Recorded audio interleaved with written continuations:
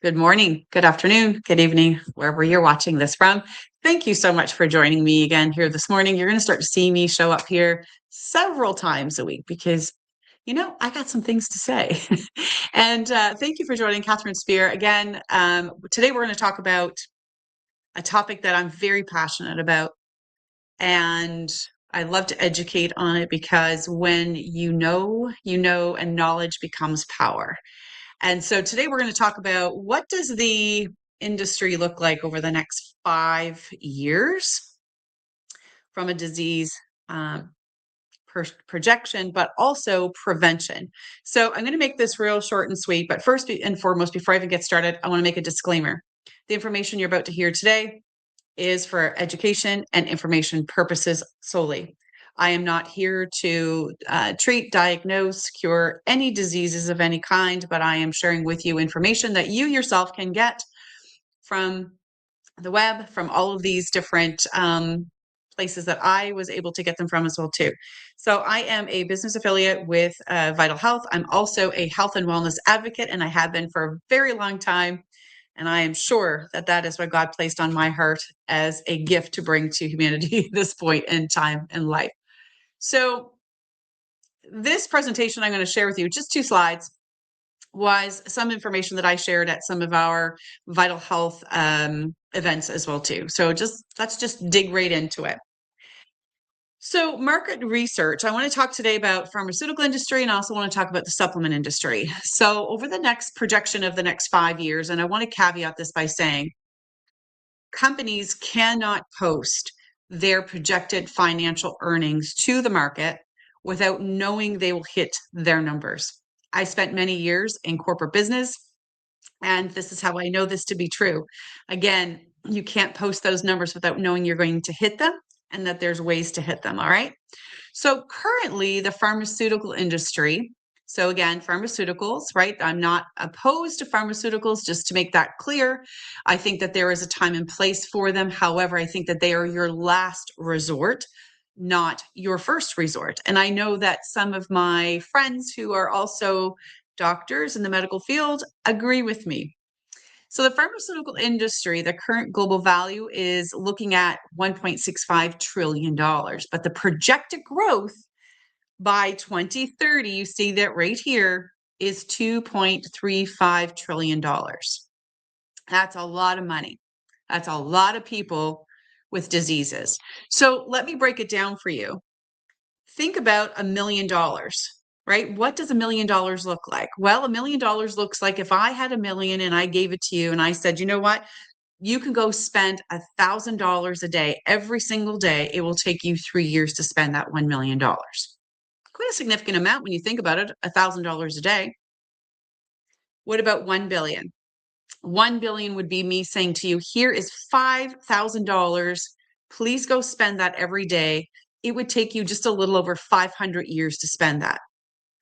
Now, if I had $1 trillion and I gave you $100,000 a day to spend, that's 100,000 every single day. That would take you 27,400 years to spend that. Okay. I want to just be able to put that into context because sometimes when you look at these big numbers, you're like, oh, 2.53 trillion. It's hard to wrap your brain around that. So hopefully that helps. But what are the key drivers behind the pharmaceutical industry's growth over the next 5 years? Well, obesity and metabolic health. Those two things are things that are absolutely 100% that you can control, that you have control over.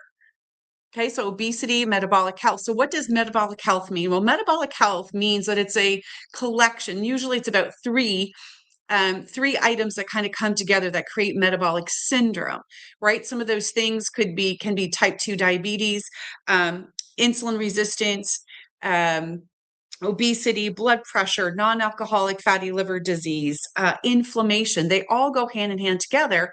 But when you have 3 of those items together, that's what creates metabolic syndrome. Well, guys and gals, those things are very much preventable. But you see, unfortunately, with the way in which our world is going right now with high levels of chronic stress, right, which is cortisol. Cortisol, creates a whole host of other items that we could do a whole new show on as well too. but also the food in which we're eating, the lack of sleep, the go, go, go, the not grounding, the lack of exercise, the sedentary, lifestyle that we lead. Now, those are things that are very preventable.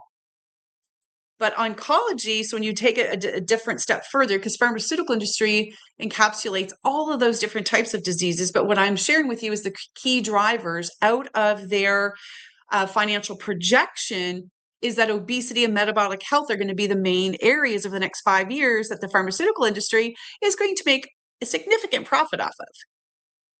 Okay. And let's not forget, they're also saying here chronic, or aging population. Well, just because you're aging doesn't mean that you should be aging with disease. You can age with health and vitality. Another section of that market, which something I'm very passionate about, is women's breast health. Well, so I took a look at the oncology piece. So the overall oncology, which is cancer market, is a 10 to 12% annual growth. So it has the potential to triple in the next decade. So breast cancer is at 31 billion now, and it's projected to go to 63. So over 50% growth, 150% growth by 2030 to 2034. Ladies, we are revenue generators, but not in the best possible way.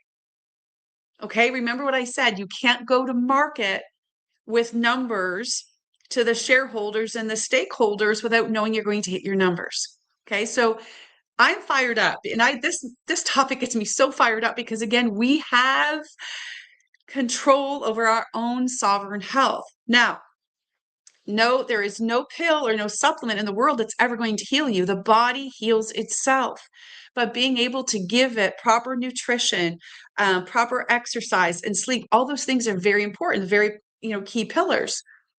But it's also about making sure that you can get those nutrients into the cell level.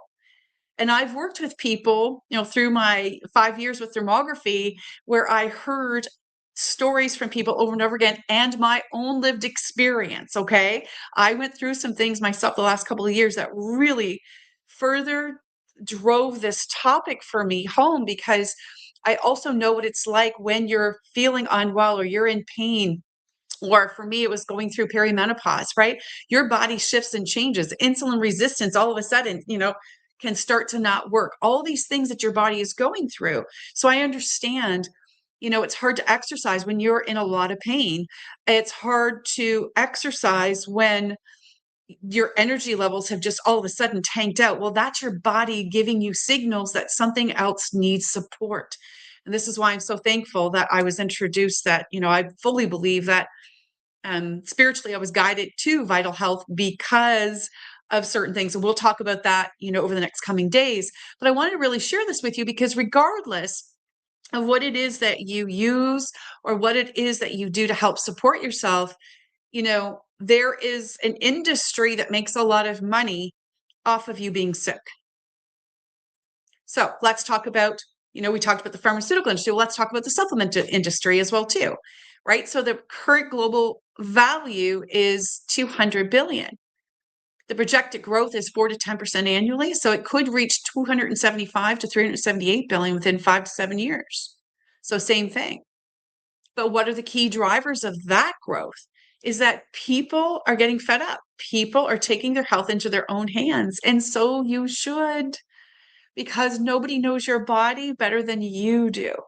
You are not designed to be here on this earth plane at this time, living with disease and sickness and low vibrational energy. You were designed to be here to experience the joy that life has to offer.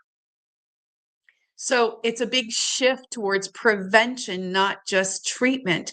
You see, over the years, we've been conditioned that if you are sick, go to your doctor. And this is nothing against doctors. I have friends that are doctors, okay? There is room for both, and there should absolutely be, because if you break a bone, you need a doctor. If you're having a heart attack, you need a doctor. There's multiple ways in which, I had appendicitis in January that came out of nowhere for me. Well, I needed, and I was so very thankful for the beautiful surgeon that I had. She is lovely. Right? But if you are taking the steps to take care of yourself, it's a much better lived life. And I don't know about you, but being 54 years old, I strive to be living a long life, but with health and vitality. So there is more of a shift towards prevention, not just treatment. And again, how many of you have gone and got your blood labs done feeling terrible, but only to be told that everything is within range? It's normal. Well, within range just means you're not in disease stage yet. You see, our doctors are trained in disease management, not prevention. And I feel bad for them because sometimes they get a really bad rap, but it's they're taught in disease management. They're not taught prevention. Okay. So one thing I want you to consider in all of this is that not all supplements are created equal. Do your homework, okay? That's very important. I've done my homework over the years. I have spent countless hundreds of thousands of dollars, I'm sure, since the time I was 23 years old, because that's when I started taking supplements, not understanding the difference between that. Okay, so do your homework, ask questions, see what works for your body. Your body is very unique. Your cells are very unique, right? Our DNA is very unique.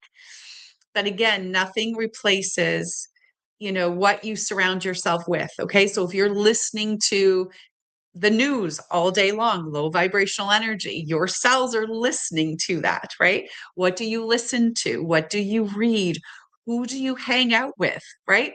If you're hanging out with people who I like to call our little Eeyores, right, from Winnie the Pooh, that's going to rub off on you because your cells listen to that, right? Are you able to get outside in nature? Are you able to go for a walk? Are you drinking good water? Are you getting good sleep? All of those things equate to health and vitality. Okay. They absolutely do. And so without your health, nothing else matters, right? Because I know what I went through, a year and a half ago to 2 years ago, and even this past year, when you're not feeling well, nothing else matters, right? Work, being able to go on trips, getting outside, hiking, doing any of the things that you love to do becomes absolutely secondary because when you lose your health, you have nothing else. Okay. So ask questions. Be the advocate for your own health and well being because you know what? You matter. You have a gift. You were sent here with a gift placed upon your heart, and the world needs you. The world needs you to shine your light. And with that, I will end today. But ask questions, be curious, and also know that you have complete control over your health and well being. Much love to you.